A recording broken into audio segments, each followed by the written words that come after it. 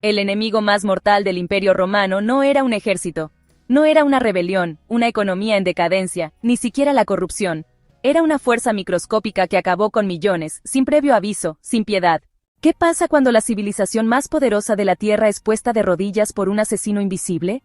¿Y qué podemos aprender de su caída para proteger nuestro propio futuro? Esta es la historia de la plaga antonina, una antigua catástrofe que cambió la historia y que todavía nos da lecciones hoy en día. La plaga antonina, que surgió en 165 d.C., durante el reinado de Marco Aurelio, se erige como una de las pandemias más devastadoras del mundo antiguo. Extendiéndose por la vasta extensión del Imperio Romano, esta enfermedad mortal no solo diezmó a la población, sino que también dejó profundas cicatrices en la economía, el ejército y la sociedad del imperio. Surgiendo durante un período crítico de la historia romana, el brote puso a prueba la resistencia de un imperio que ya se enfrentaba a amenazas externas y presiones políticas internas. Su impacto se sentiría durante generaciones, alterando la trayectoria de Roma y ofreciendo un ejemplo temprano de cómo las pandemias pueden transformar las civilizaciones. Los orígenes de la plaga antonina siguen siendo un tema de debate académico, pero la teoría más aceptada la remonta a las campañas del ejército romano en el este, en 165 d.C., cuando las fuerzas romanas regresaban de sus conquistas en Mesopotamia, parte del conflicto mayor con el Imperio Parto. Los soldados, sin darse cuenta, trajeron la enfermedad consigo. La naturaleza precisa de la enfermedad sigue siendo incierta, pero muchos historiadores y expertos médicos creen que se trató de viruela o sarampión, enfermedades que habrían sido nuevas para gran parte del mundo romano. Sin exposición previa, la población carecía de inmunidad, lo que provocó una tasa de mortalidad excepcionalmente alta. Los síntomas, según lo registrado por el renombrado médico Galeno, incluían fiebre, diarrea, erupciones cutáneas parecidas a pústulas e inflamación severa de la garganta. Galeno, que presenció personalmente los efectos de la plaga en Roma y Asia Menor, describió su curso con una mezcla de detalle clínico y reflexión filosófica. Sus escritos, aunque limitados por el conocimiento médico de su época, proporcionan una ventana crucial a la experiencia de los afectados. Quienes sobrevivían a menudo llevaban cicatrices desfigurantes, mientras que innumerables otros sucumbieron rápidamente, a veces en cuestión de días. A medida que la plaga se extendía, su impacto en la sociedad romana se volvía cada vez más grave.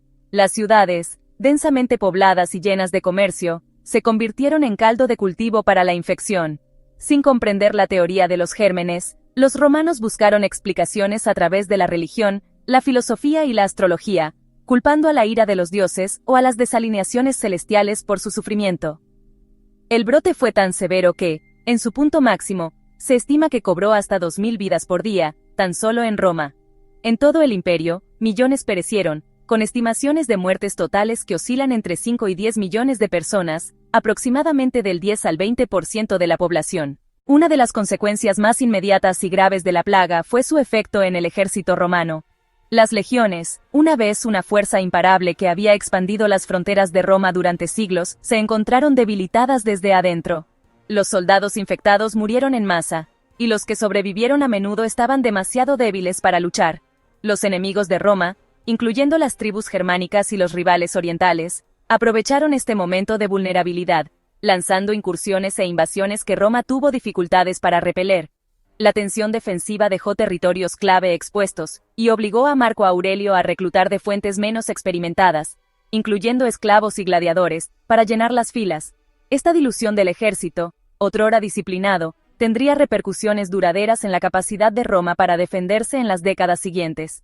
Más allá del campo de batalla, la economía del imperio sufrió una profunda alteración. La pérdida de tantos trabajadores paralizó la agricultura, lo que provocó escasez de alimentos y aumento de precios. Las rutas comerciales, otrora el alma del comercio romano, se ralentizaron a medida que los comerciantes temían la infección o simplemente morían en el camino.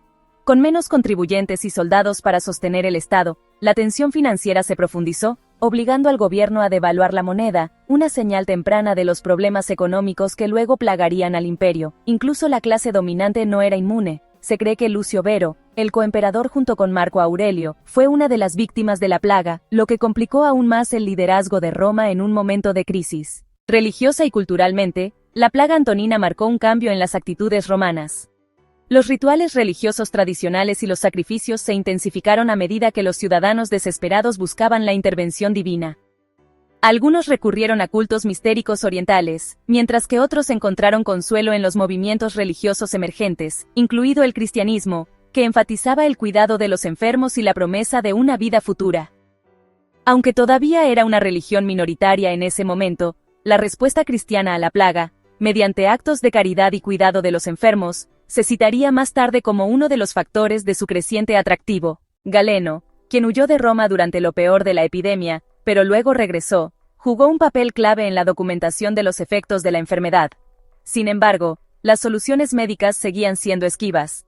Sin una comprensión de los virus o las bacterias, los tratamientos iban desde remedios a base de hierbas hasta sangrías, ninguno de los cuales pudo detener la propagación de la infección. Sus relatos, aunque limitados por el conocimiento médico contemporáneo, siguen siendo uno de los mejores registros que se conservan de la pandemia, moldeando discusiones posteriores sobre enfermedades epidémicas en el mundo antiguo. En el arco más amplio de la historia, la plaga antonina se ha considerado como una de las primeras grandes pandemias en alterar significativamente un imperio poderoso. Algunos historiadores argumentan que marcó el comienzo del lento declive de Roma, ya que el costo demográfico y económico debilitó la estabilidad a largo plazo del imperio. Aunque Roma perduraría durante siglos más, la plaga antonina presagió crisis futuras, incluidas las posteriores plagas de Cipriano y Justiniano, que desestabilizaron aún más el imperio.